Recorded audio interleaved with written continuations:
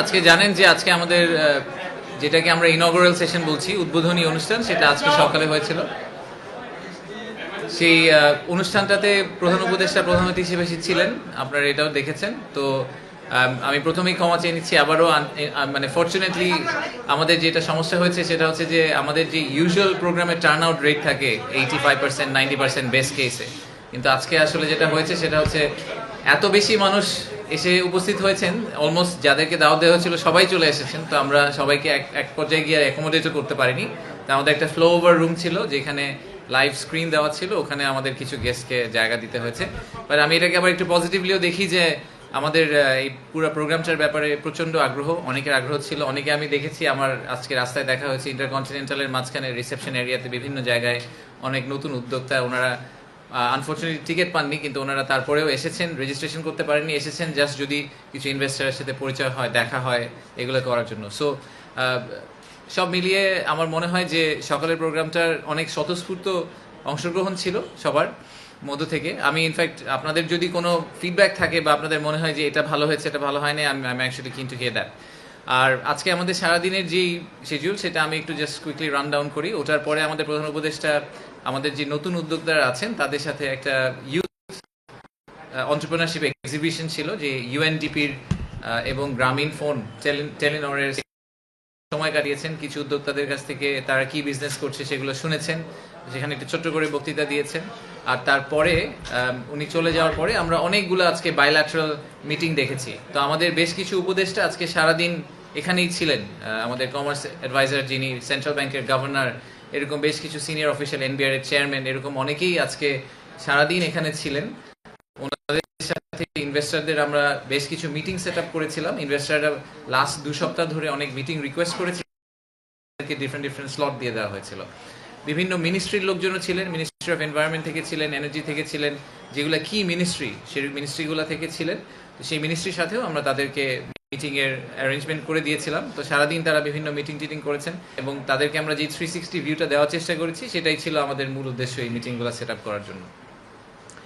আমাদের আজকে প্রধান উপদেষ্টার কার্যালয়ের ওখানে আমাদের প্যারালালি বেশ কিছু প্রোগ্রাম চলেছে। সো প্রধান উপদেষ্টা ফেরত যাওয়ার পরে ওনার সাথে আমাদের ইউকে যে ট্রেড টিমটা এসেছিল তাদের সাথে মিটিং ছিল।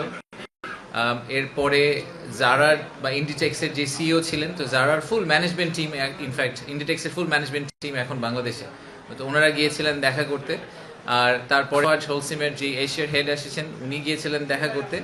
এবং একটু পরে আপনারা দেখেছেন যে আমরা মাত্র একটা ডিপি ওয়ার্ল্ডের সাথে একটা প্রোগ্রাম শেষ করলাম। ডিপি ওয়ার্ল্ডের যে চেয়ারম্যান, উনি আসলে খুবই ভিআইপি, ইনফ্যাক্ট ইউএইতে উনি একজন বড় VIP, very close to the royal family. উনি এসেছেন আমাদের এই প্রোগ্রাম অ্যাটেন্ড করতে, ইনভেস্টমেন্ট সামিট অ্যাটেন্ড করতে। উনি একটা ছোট্ট প্রোগ্রাম করলেন, অবশ্য আমাদের পুরাই ফুল ছিল, আমরা সবাই জায়গা দিতে পারিনি, 200-300 পরে আমাদের একসময় দরজা বন্ধ করে দিতে হয়েছে। সো ডিপি ওয়ার্ল্ডের সাথে আমাদের আমরা চিন্তা ভাবনা করছি যে আমরা ফ্রি ট্রেড জোনের দিকে চলে যাব। জেবেল আলী পোর্ট বলে একটা পোর্ট আছে ইউএইতে, যেটা ইউএইর ইকোনমির প্রায় 25% কন্ট্রিবিউট করে। সো সেই পোর্টটার মতো করে আমরা এরকম আমাদের মাথারবাড়ি ডিপসি পোর্টের কাছাকাছি কোনো একটা জায়গায় ফ্রি ট্রেড জোনের কথা চিন্তা করছি। তো সেখান করার চেষ্টা করছি এবং এটাই ডিপি ওয়ার্ল্ডের চেয়ারম্যানের আজকের ভিজিটের মূল উদ্দেশ্য ছিল। উনি এখান থেকে প্রধান উপদেষ্টার সাথে দেখা করতে যাবেন এবং তারপরে ওনারা এই ফার্দার আলাপ আলোচনা করবেন। আমাদের বাংলাদেশ থেকে হয়তো একটা টিম ভেরি সুন ইউএই যাবে বোঝার জন্য যে আসলে ফ্রি ট্রেড জোনের পলিসিগুলো কিভাবে অপারেট করে, অপারেশনালি জিনিসটা কিভাবে কাজ করে, এখান থেকে ইকোনমিক বেনিফিটটা আমরা কিভাবে পেতে পারি। তার আগের মিটিংগুলো নিয়ে যদি একটু কথা বলি, আজকে ইন্ডিটেক্সের যে সিইও ছিলেন উনি বলেছেন, ওনার আমি যদি সামারাইজ করি, উনি বলেছেন যে উনি লাস্ট জীবনে প্রথমবারের মতো বাংলাদেশে এসেছেন এবং ওনাদের অনেকগুলো বেশ বড় বড় ব্র্যান্ড আছে। সবাই জারার কথা বলে, বাট এর সাথে মাসিমো দুটি কিছু ব্র্যান্ডের ওনারা ব্র্যান্ড ওনার। তো ওনার ভিউ হচ্ছে যে বাংলাদেশে না আসলে আসলে ওনার বাংলাদেশ সম্বন্ধে এই আইডিয়াটা কখনোই তৈরি হতো না। এবং ইন্ডিটেক্সের গল্পটা আসলে বাংলাদেশের গল্পের মতো, কারণ ওনারা বাংলাদেশে শুধু কিন্তু ব্যবসা করতে আসেন, ওনারা গতকালকে এশিয়ান ইউনিভার্সিটি অফ ওমেন, ওখানে ওনারা করেছেন 50 জন ফিমেল ওয়ার্কারের জন্য। সো ওনারা জেনুইনলি ফিল করেন যে ওনারা বাংলাদেশের আইডেন্টিটির পার্ট এবং ওনারা চেষ্টা করবেন যে বাংলাদেশের সাথে এই রিলেশনশিপটা আরো ডিপেন্ড করতে। তো আমরা জিজ্ঞেস করছি যে আর কি করতে পারি আমরা ওনাদেরকে আরো বেশি করে বাংলাদেশ থেকে সাপ্লাই নেওয়ার জন্য, এইসব ব্যাপারে আমাদের কিছু কথাবার্তা হয়েছে। ইউকের যে ট্রেড টিলো ওনারাও ডিফারেন্ট টপিক নিয়ে কথা বলেছেন। আপনারা দেখেছেন যে ওনাদের যে ব্যারনেস রোজি উইন্টারটন উনি আজকে আমাদের উদ্বোধনী অনুষ্ঠানে বক্তৃতা রেখেছিলেন। তো সেই বক্তৃতার পরিপ্রেক্ষিতে আমরা দেখতে পেলাম যে ওনাদের একটা whole hearted support for interim government, এবং বাংলাদেশে যে 2035-এর কথা আমরা আজকে যে ন্যারেটিভটা সেট করার চেষ্টা করেছি যে আমাদের ভিশনটা কি, সেই ভিশনটাকে সাপোর্ট করার জন্য ওনাদের ফুল সাপোর্ট, ওনাদের ফুল সাপোর্টটা আমাদেরকে দিবেন, সেটা ট্রান্সপোর্টেশন ইন্ডাস্ট্রি হোক, এডুকেশন হোক, হেলথ কেয়ার হোক। আজকে চিফ অ্যাডভাইজারের সাথে যখন কথা হয়েছে তখন মেইনলি আমরা আসলে এডুকেশন এবং হেলথ কেয়ার নিয়ে অনেক কথা বলে, আমরা চেষ্টা করছি ওই জায়গাটা ইউকের সাথে কোনো ধরনের কোলাবোরেশনে যাওয়া যায় কিনা। এর সাথে যেটা বললাম যে লাফার্জ হোলসিমের আমাদের একটা বড় ইনভেস্টমেন্ট আসার সম্ভাবনা আছে, সেটা নিয়ে আমরা ওনাদের সাথে কাজ করছি। ওনাদের বেশ কিছু সমস্যা ওনারা ফেস করেছেন বিদেশি ইনভেস্টর হিসাবে। আমি প্রতি প্রেস কনফারেন্স এসে আপনাদেরকে নতুন একটা গল্প বলি যে বিদেশি ইনভেস্টরদেরকে কীভাবে আমরা ঠিকভাবে ট্রিট করতে পারিনি। তো এই ক্ষেত্রেও আসলে আমাদের এরকম একটা সিচুয়েশন তৈরি হওয়ার সম্ভাবনা ছিল, আমরা চেষ্টা করছি সিচুয়েশনটাকে অ্যাভয়েড করার জন্য। আর সকালের প্রোগ্রামে আপনারা দেখেছেন যে আমরা পাঁচটি সংস্থা বা ইন্ডিভিজুয়ালকে আজকে অনার করেছি। তার মধ্যে 4টি সংস্থা যারা প্রাইজ পেয়েছেন বিনিয়োগ উন্নয়ন কর্তৃপক্ষ থেকে। এটা আমরা প্রথমবারের মতো করলাম। আমরা ইন্টারন্যাশনাল একটা এক্সেলেন্স ইন ইনভেস্টমেন্ট অ্যাওয়ার্ড যেটা দেওয়া শুরু করলাম। আমরা চেষ্টা করবো এটা প্রতি বছর কন্টিনিউ করার জন্য। তো আমাদের যে ফ্যাব্রিক লাগবে, যারা ইনোভেশনে পেয়েছেন, লোকাল ইনভেস্টর স্কোয়ার ফার্মাসিউটিক্যাল, ইএসজির জন্য পেয়েছেন ওয়ালটন, এবং বিদেশি ইনভেস্টর ফরেন ইনভেস্টর ক্যাটাগরিতে পেয়েছেন বিকাশ। এটা নিয়ে বাংলাদেশি কোম্পানি তাহলে ফরেন ইনভেস্টর ক্যাটাগরিতে কেন পেলেন? তাদেরকে আমাদের ফরেন ইনভেস্টর ক্যাটাগরির যে ক্রাইটেরিয়াটা ছিল সেটা হচ্ছে যে মেজরিটি শেয়ার হোল্ডিং যদি বিদেশি হয়, 50%-এর বেশি শেয়ার হোল্ডিং যদি বিদেশি হয়, তাদেরকে আমরা একটা ফরেন ইনভেস্টর কোম্পানি বলছি। তো বিকাশের ক্ষেত্রে সেটাই হয়েছে। বিকাশের কিন্তু বড় বড় ইনভেস্টররা হচ্ছে IFC, Gates Foundation and financials, তারা মিলে আসলে মোর দেন 50% অফ বিকাশের ওনারশিপ। তো আর ফাইনালি আমরা আজকে কিহাক সংকে বাংলাদেশি অনারারি সিটিজেনশিপ ঘোষণা করেছি। আপনারা দেখেছেন যে ওনার জন্য এটা খুবই একটা ইমোশনাল মোমেন্ট ছিল। যারা ভিডিওটা দেখেছেন, যারা এক্সপিরিয়েন্স করেছেন, তার জন্য ইমোশনাল মোমেন্ট ছিল। সো এরকম আমাদের আসলে এইরকম অ্যাম্বাসেডার দরকার। উনি এখন যখন কোরিয়া যাবেন, উনি কিন্তু এখন বাংলাদেশের জন্য একটা ডিফারেন্টভাবে বাংলাদেশকে দেখবেন, ডিফারেন্টভাবে বাংলাদেশকে সাপোর্ট করার চেষ্টা করবেন, কারণ উনি এখন নিজে বাংলাদেশের পার্ট। উনি সবসময় করে আসছেন 45 বছর ধরে, বাট এখন we have made it permanent. So এই ছিল আমাদের সারাদিনের প্রোগ্রাম। আমাদের একটা ব্রেকআউট সেশনও হয়েছে। ইউরোপিয়ান ইউনিয়ন আজকে রিনিউয়েবল এনার্জির উপর একটা ব্রেকআউট সেশন করেছেন। আমাদের এনার্জি অ্যাডভাইজার ছিলেন, আরও বড় বক্তারা ছিলেন আজকে ওখানে সারাদিন। এগেন আমি আবারও আমাদের 300 মানুষের ক্যাপাসিটিতে আমাদের যেই পরিমাণ ইন্টারেস্ট ছিল, প্রায় 500-এর বেশি মানুষ এসে হাজির হয়ে গেছেন। তো আমরা তাদেরকে যতটুকু অ্যাকোমোডেট করা সম্ভব অ্যাকোমোডেট করার চেষ্টা করেছি। তো আমাদের ভবিষ্যতে হয়তো এই প্রোগ্রামটাকে আগামী বছর আমরা যখন করার চেষ্টা করবো, আমরা এটাকে চিনমৈত্রীতে নিয়ে যাব, কারণ clearly the demand is there, the excitement is there. So আমরা এটাকে আমাদের লোকাল ইনভেস্টমেন্ট এবং ইন্টারন্যাশনাল ইনভেস্টমেন্ট দুটাকেই আমরা একটা মোমেন্টাম দিতে পারবো হয়তো। আমি এখানে থামি, কোয়েশ্চেন নিব। আমি একটু জাস্ট টাইম চেক করে নিচ্ছি। আমার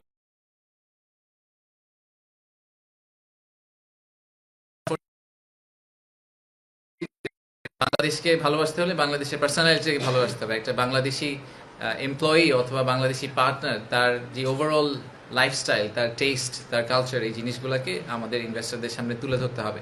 তো সেটা নিয়ে আজকে সন্ধ্যায় একটা এক্সক্লুসিভ প্রোগ্রাম হচ্ছে ইনভেস্টরদের জন্য। সেটা সন্ধ্যা 7:30টায় শুরু হবে। সেই কারণে আপনাদেরকে এখন একটু হাই লেভেল আইডিয়া দিয়ে রাখি। আমরা প্রোগ্রামটা পরে আপনাদেরকে শেয়ার করব, ফুল প্রোগ্রামটা। এই প্রোগ্রামটাতে আমরা Bangladesh through a different lens, এরকম একটা কনভারসেশন করার চেষ্টা করছি ওনাদের সাথে। তো ডিফারেন্ট লেন্স বলতে আমরা যেটা বুঝাই যে ক্লাসিক ব্যবসায়ী লেন্সের বাইরে। তো ডিফারেন্ট লেন্সে আমরা কাদেরকে নিয়ে আসছি আমি সেটারও একটু প্রিলুড দিই। আমরা Bangladesh through an I of a photographer বলে একটা সেকশন আছে, সেখানে আমাদের শহীদুল আলম ভাই, ড্রিক গ্যালারির, উনি একটা প্রেজেন্টেশন করবেন যে ফটোগ্রাফারের দৃষ্টি থেকে বাংলাদেশটা কীরকম। এরপরে আমাদের যে আর্কিটেক্ট আছেন মেরিনা তাবাসসুম, উনি একটা ডেলিবারেশন করবেন যে একটা আইজ অফ অ্যান আর্কিটেক্ট বাংলাদেশ আসলে দেখতে কিরকম। আমরা আমাদের ফুটবলার, এখন তো ফেমাস ফুটবলার আছে, video owner point of view থেকে মানে from a footballers point of view Bangladesh আসলে দেখতে কিরকম। আর তারপরে আমাদের একটা বেঙ্গল সিম্ফনি, যারা ইমন চৌধুরীর যে টিমটা, ওনাদেরকে একটা ক্লাসিক বাংলাদেশি যে একদম হার্ড কোর মিউজিক, সেই মিউজিকের ভিতর দিয়ে নিয়ে যাবেন, এই মিউজিক্যাল জার্নির ভিতর দিয়ে নিয়ে যাবেন। 15-20 মিনিটের জন্য। ফাইনালি আমাদের একটা ফ্যাশন শো আছে ওখানে, সেটা হচ্ছে বাংলাদেশি জামদানি, বাংলাদেশের রিক্সা, বাংলাদেশের যে ট্রেডিশনগুলো সেইগুলোকে আপহোল্ড করার জন্য, সেইগুলোকে শোকেস করার জন্য আমরা একটা ফ্যাশন শোর মতো অর্গানাইজ করেছি মিউজিকের সাথে সাথে। So that's generally the size of the program. আপনারা ভিডিওটা হয়তো সামনে পেয়ে যাবেন, but I am really excited about it. আমার ধারণা যে এই প্রোগ্রামটার শেষে একজন বিদেশি ইনভেস্টর যিনি প্রথমবারের মতো, আজকে ইনফ্যাক্ট আমি যাদের সাথে কথা বলেছি অনেক বড় বড় ইনভেস্টর আজকে আমাকে বলেছেন যে ওনারা আগে কখনো বাংলাদেশে আসেননি, এই প্রথমবার আসলেন। তো তাদের জন্য আসলে বাংলাদেশের এই ফুল 360 ভিউটা খুব দরকার, not only the business environment but how the people are. So ওইটাকে আমরা আজকে দিন শেষে আমরা আমাদের গোল হচ্ছে যে ওই জায়গাটায় পৌঁছানো, যে ওনারা যখন এই দেশ থেকে ফেরত যাবেন, বাংলাদেশ থেকে ফিরে যাবেন, তখন ওনাদের বন্ধু বান্ধব, ওনাদের কলিগ, এদের কাছে যখন ওনারা বাংলাদেশের গল্পটা বলবেন, কি এক্সপিরিয়েন্স ছিল, ওনারা একটা ফুল পিকচার দিতে পারেন এবং আমাদের হয়ে ওনারা অ্যাম্বাসেডর হিসাবে কাজ করবেন। সো আমি এখানে থামি, আমার হাতে অ্যাজ আই সেড আমার আনফরচুনেটলি 15 মিনিট সময় আছে। আমরা অল্প কয়েক আজকে and we will do a wrap up. আগামী সপ্তাহে আমরা ফুল সামিট নিয়ে কোনো একটা সময় আপনাদেরকে একটা ফুল কভারেজ দিব। ঠিক আছে, ধন্যবাদ। একটা বিষয় কি আচ্ছা, আজাদ ভাই বলুন। আসসালামু আলাইকুম।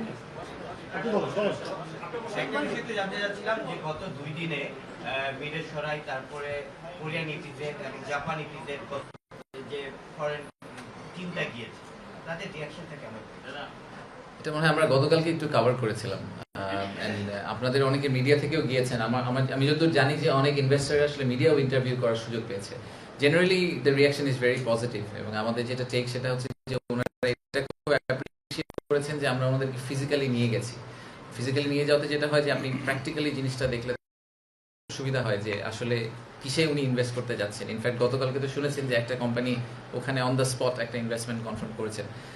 এটা বলতে গিয়ে আমার আসলে মনে পড়লো, সরি আমি 2টা টপিক মিস করেছি। আজকে 2টা কাগজ সাইন করা হয়েছে, আপনারা হয়তো দেখেছেন। একটা হচ্ছে আইএলও, ইন্টারন্যাশনাল লেবার অর্গানাইজেশন, যারা তাদের সাথে বিডা একটা এমওইউ সাইন করেছে।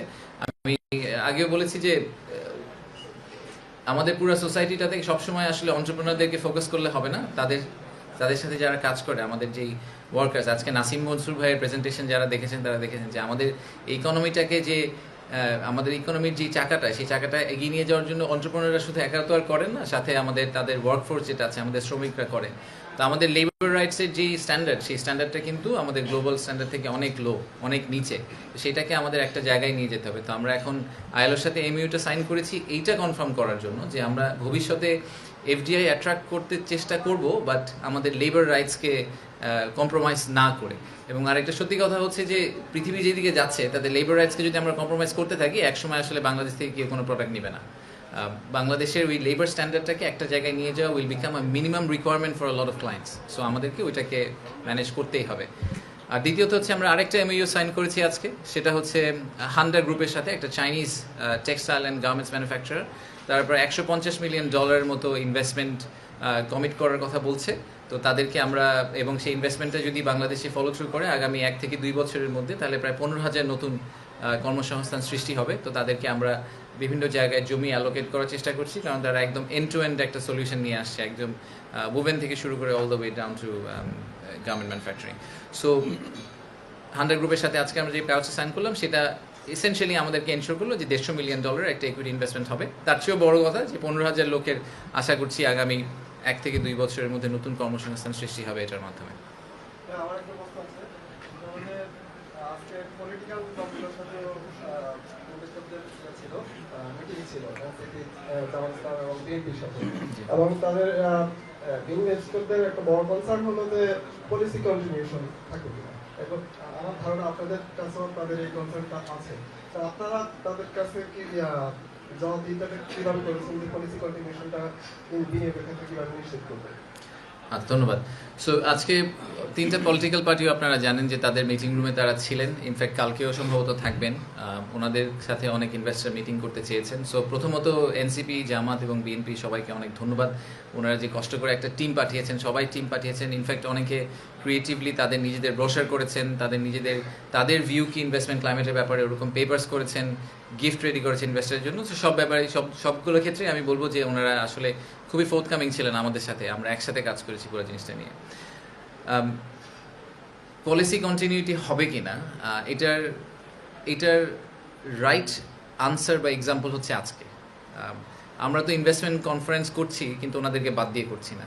আপনারা, আমি জানি না আপনারা আগে কোনো ইনভেস্টমেন্ট কনফারেন্সে এরকম অ্যাটেন্ড করেছেন কিনা যেখানে পলিটিক্যাল পার্টিগুলোকে আলাদা আলাদা মিটিং করার সুযোগ দেওয়া হয়েছে, প্রত্যেককে ইন্ডিপেন্ডেন্টলি তাদের ভিউগুলোকে শেয়ার করতে পেরেছে ইনভেস্টরদের কাছ থেকে। আমি শিওর ইনভেস্টররা তাদেরকে একই প্রশ্নটাই করেছেন যে আপনারা যদি ক্ষমতায় আসেন তাহলে সরকার যে রিফর্মগুলো করার কথা বলছে এখন, সেই রিফর্মগুলো আপনারা কন্টিনিউ করবেন কিনা।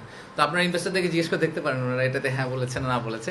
বাট আমার জেনারেল ধারণা, এবং আমরা এটা আগেও বলেছি, যে ইনভেস্টমেন্ট এবং এমপ্লয়মেন্ট জেনারেশন, জব ক্রিয়েশন, এটা আসলে সবার কমন ম্যান্ডেট। এখানে কোনো পলিটিক্যাল ফ্র্যাকশন থাকার কোনো কারণ নেই।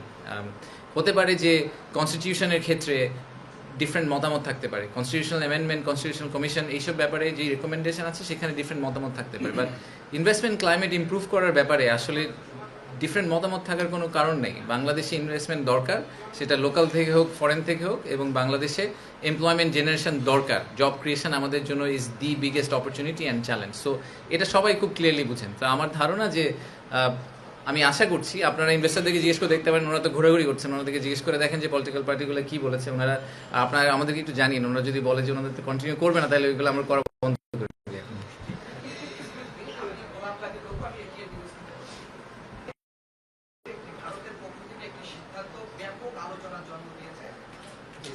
আমি গোলাম কাদের রঘু বলছি এটিএন নিউজ থেকে। যে আপনি হয়তো শুনে থাকবেন যে কিছুক্ষণ আগে ভারতের একটি সিদ্ধান্ত বাংলাদেশ এবং ভারতের মধ্যে ব্যাপক আলোচনার জন্ম দিয়েছে। সেটি হচ্ছে যে ট্রান্সশিপমেন্টের মাধ্যমে বাংলাদেশের যে পণ্য নেপাল এবং ভুটানে রপ্তানি করা যেত, এবং এই সুবিধাটি দীর্ঘদিন ধরে ভারত দিয়ে এসেছিলেন। হঠাৎ করে তারা সেই সিদ্ধান্ত থেকে সরে এসেছে, অর্থাৎ ট্রান্সশিপমেন্ট সুবিধাটি তারা বাতিল করেছে। তো এই সিদ্ধান্তের ফলে ভারতের সঙ্গে বাংলাদেশের দ্বিপাক্ষিক বাণিজ্যিক সম্পর্ক কিংবা ব্যবসা বাণিজ্য এবং রপ্তানির ক্ষেত্রে কোনো প্রভাব পড়বে কিনা, সে ব্যাপারে আপনি একটু মতামত জানতে চাচ্ছি। আপনি নিউজটা আমাকে এইমাত্র ব্রেক করলেন, কারণ এটা আমি জানতাম না। আমি তো একটার পর একটা বাইল্যাটারাল মিটিংয়ের মধ্যে আছি, সো এই ব্যাপারে আমার একেবারেই ধারণা নেই যে ওনারা কী ডিসিশন নিয়েছেন, কেন ডিসিশন নিয়েছেন। সো এটা নিয়ে আমি আসলে খুব ডিটেইলে কমেন্ট করতে চাই না। আমি শিওর যে দেখেন, আমাদের তো ভারতের সাথে সম্পর্কটা পুনঃপ্রতিষ্ঠিত হচ্ছে, অ্যাজ ইউ হ্যাভ সিন এক সপ্তাহ আগে থেকে। সো আমি পার্সোনালি মনে করি যে এখন পুরো ট্রেড স্পেস যেটা, এখানে আমেরিকা একটা ডিসিশন নিচ্ছে, অনেকেই অনেক ধরনের ফাস্ট ডিসিশন নিচ্ছে, আবার আমার ধারণা অনেকগুলো ডিসিশন ওভারটার্নও করা হবে। সো আমি যেহেতু সব ডিটেলে আসলে জানি না, সো আমি কমেন্ট করতে পারছি না আসলে, sorry. But I am sure আমাদের টিম, আমাদের commerce adviser is probably better placed এই ব্যাপারে কথা বলার জন্য আপনার সাথে। So please ask him that question. Thank you. আমি Jabir Rehan, reporter Business Standard এখানে। আপনি এর আগে চায়না ভিজিট করেছেন, জাপানের ব্যবসায়ীদের সাথে কথা বলছেন। এখন যে একটা বড় টিম আসলে ব্যবসায়ী বিভিন্ন দেশ থেকে, আসলে তারা কোন খাতে বিনিয়োগ করতে আগ্রহী বাংলাদেশ, সেটা যদি বলতেন, আর কোনো যদি ফিগার বলতে পারেন যে এই সেক্টরে এরকম বিনিয়োগে তারা আগ্রহী। কোন খাতে বিনিয়োগ করতে আগ্রহী? অনেক ইনভেস্টারের সাথে কথা হয়েছে, so it's very cross cutting. I think it's very hard to say যে একটা স্পেসিফিক খাতে বিনিয়োগ করতে আগ্রহী। অবভিয়াসলি আমাদের স্ট্রেংথ হচ্ছে labour intensity, right? So labour intensive খাতগুলোতেই বিনিয়োগ করতে জেনারেলি আগ্রহী। সো আমি এখনও বলবো যে টেক্সটাইল অ্যান্ড গার্মেন্টসে তারা খুবই আগ্রহী। তারা বাংলাদেশের কনজিউমার মার্কেট টাচ করার জন্য যেসব সুযোগ আছে সেগুলোতে বেশ আগ্রহী। ফার্মাসিউটিক্যালে তারা আগ্রহ দেখিয়েছে। বেশ কিছু একদমই লাইট ইঞ্জিনিয়ারিং টাইপের যেসব জিনিসপত্র, এগুলোতে অনেক আগ্রহ দেখেছে। So it's very hard for me two pin down যে এরকম 2-3টা খাতি, খুবই মিক্সড গ্রুপ। আর আমি আগেও বলেছি যে এই ইনভেস্টমেন্ট সামিট ইজ আমাদের প্রথম ইনভেস্টমেন্ট সামিট। এই ইনভেস্টমেন্টের সামিটের মূল উদ্দেশ্য কত টাকার ইনভেস্টমেন্ট আসলো এটা এনশিওর করা না। সেটা হয়তো আমরা ইনভেস্টমেন্ট সামিট 2-তে গিয়ে এই ধরনের একটা গোল নিয়ে নামবো। এই ইনভেস্টমেন্ট সামিটের আমাদের একমাত্র উদ্দেশ্য হচ্ছে যে বাংলাদেশে যে নেগেটিভ ন্যারেটিভটা এতদিন ধরে হয়ে আসছে সেটাকে আসলে পজিটিভে টার্ন করা এবং যত সম্ভব মানুষকে বাংলাদেশে নিয়ে আসা। আজকে একটু আগে আমি জার্মান টিমের সাথে বসেছিলাম, ওনারা তাদের 80-90% প্রথমবারের মতো বাংলাদেশে এসেছেন। তো ওনারা সবাই বলেছেন যে, আমি জিজ্ঞেস করছিলাম যে আমাদের আর কি করা উচিত, মানে আমাদের জার্মান ইনভেস্টমেন্ট বাংলাদেশে আনার জন্য আর কি করতে হবে। ওনারা বলেছেন যে আরও বেশি জার্মানদেরকে বাংলাদেশে আনতে হবে। That is the only thing we need to get done. So আমাদেরকে আসলে আরও রেগুলার বেসিসে, মেবি আরও ফ্রিকোয়েন্ট বেসিসে, এত বড় করে ইনভেস্টমেন্ট সামিট করা দরকার নেই, কিন্তু আমরা কান্ট্রি টার্গেট করে করে যদি তাদের ডেলিগেশনগুলোকে আনতে পারি তাহলে খুব ভালো হয়। আমি জানি না আপনারা শুনেছেন কিনা যে মিনিস্ট্রি অফ কমার্স থেকে চায়না থেকে আমাদেরকে একটা চিঠি ইস্যু করা হয়েছে, গতকাল বা পরশু দিয়েছেন।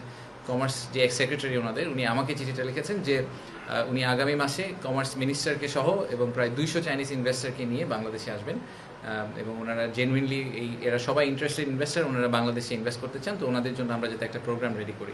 So this is exactly what we need to have this people fly over. তাদেরকে আমরা যদি এরকম ফুল 360 একটা এক্সপিরিয়েন্স দিতে পারি, তাহলে তারা ফেরত গিয়ে হয়তো এই ডিসিশনগুলো নিতে পারবেন যে বাংলাদেশে কীভাবে ইনভেস্ট করা যাবে। আসসালামু আলাইকুম ভাই লাস্ট কোশ্চেন মেহরাব বলছিলাম এশিয়ান টেলিভিশন থেকে। আমার প্রশ্ন হচ্ছে, আপনার প্রতিরক্ষা শিল্পে বিনিয়োগের জন্য আপনাদের কোনো পরিকল্পনা আছে কি? প্রতিরক্ষা শিল্পে বিনিয়োগের জন্য প্রতিরক্ষা শিল্পে বিনিয়োগের জন্য প্রতিরক্ষা শিল্পে বিনিয়োগের জন্য আমাদের পরিকল্পনা আছে। আমরা ইন প্রিন্সিপাল মনে করি যে টেকনোলজিক্যাল অ্যাডভান্সমেন্টের জন্য আসলে মিলিটারি সাইডেও কিছু ধরনের অ্যাডভান্সমেন্ট করা দরকার, এবং আমাদের যে অর্ডিন্যান্স ফ্যাক্টরি আছে তাদের কিন্তু কিছু ইন্ডিজিনাস অলরেডি স্কিল সেটও আছে। তো আমরা কি সেটার উপর ভর করে আমরা ডেফিনেটলি মনে করি যে ঠিক যেই ম্যানুফ্যাকচারিং হাবের গল্পটা আমরা ক্লাসিক কমার্শিয়াল ইন্ডাস্ট্রির জন্য বলছি, আরএমজির জন্য বলছি, লেদারের জন্য বলছি, সেম কনভারসেশনটা আসলে আপনি মিলিটারি ইকুইপমেন্টের জন্য বলতে পারেন। অ্যান্ড আমাদেরকে ট্যাঙ্ক বানাতে হবে না, আমাদেরকে স্পেসশিপ বানানোর দরকার নেই, আমাদের ফাইটার জেট বানানোর দরকার নেই, but maybe we start from much smaller things, advance radio, ট্যাঙ্কের অ্যাক্সেল, একদম বেসিক জিনিসপত্র, বাট এগুলোরও কিন্তু huge demand, small bullets, small arms, অনেক কিছু হতে পারে। সো আমাদের একটা বড় ইনিশিয়েটিভ এই মুহূর্তে আমরা বাংলাদেশ সেনাবাহিনী, বিমান বাহিনীর সাথে কাজ করছি, নৌবাহিনীর সাথে কাজ করছি, যে বাইরে থেকে এরকম ইনভেস্টর খুঁজে বের করা যারা টেকনোলজি ট্রান্সফারের মাধ্যমে বাংলাদেশে আসতে রাজি হবেন। ওনারা বাংলাদেশে আসবেন ঠিক সেম মডেলে, আমরা ওনাদের কাছ থেকে কেনার কমিটমেন্টটা করব, বাট এর পাশাপাশি ওনাদেরকে এক্সপোর্ট করার আমরা সুযোগ দিব। সো ওনারা রিজনালি ওনাদের প্রোডাক্ট এক্সপোর্ট করতে পারবেন, এবং আমরা ওনাদেরকে ঠিক ইকোনমিক জোনের মতো একটা মিলিটারি ইকোনমিক জোনের কনসেপ্টে হয়তো কিছু একটা অফার করার চেষ্টা করবো। বাট এইটা ইটস এ লং জার্নি। একটা আপনি মিলিটারি ইকোনমিক জোন করতে গেলে সেখানে পলিসি ইন্টারভেনশন লাগবে, সিকিউরিটি পলিসি বলেন, ডিজিটাল ডেটা পলিসি বলেন, আইপি রাইটস বলেন, অনেক কিছু অনেক বড় বড় ইস্যু আছে, সেগুলোকে সলভ করে আমাদের ওখানে যেতে হবে। তো সেটা নিয়ে কাজ শুরু হয়েছে, হয়তো একটু সময় লাগবে, but definitely something that we would like to follow up on. Thank you very much.